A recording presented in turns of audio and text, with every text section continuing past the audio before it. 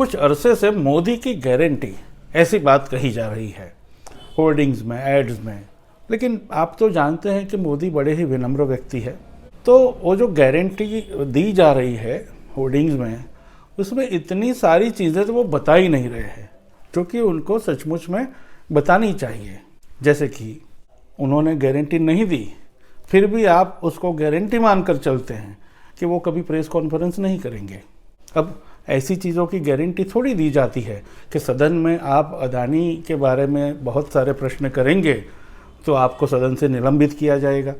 और अब कौन सा विनम्र इंसान इस बात की गारंटी देगा कि भाई महीनों से मणिपुर सुलग रहा है तो मैं बिल्कुल वहाँ पर नहीं जाऊँगा, लेकिन मैं लक्षद्वीप जाऊँगा और वहाँ पर समंदर के किनारे 2 अलग अलग पोशाकों में अपनी तस्वीर खिंचवाऊँगा।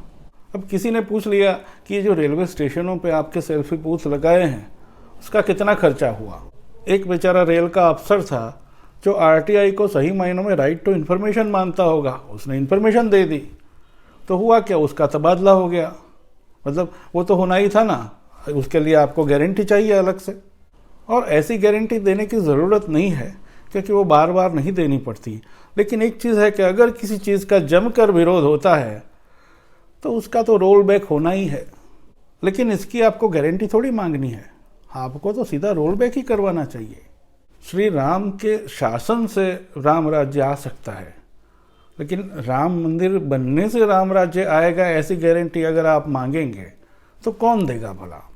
अब देने के लिए तो शायद प्रधानमंत्री भी ऐसी गारंटी दे दें, लेकिन लाख रुपये का मतलब 15 लाख रुपये का सवाल ये है कि प्रधानमंत्री की गारंटी कब तक गारंटी रहती है।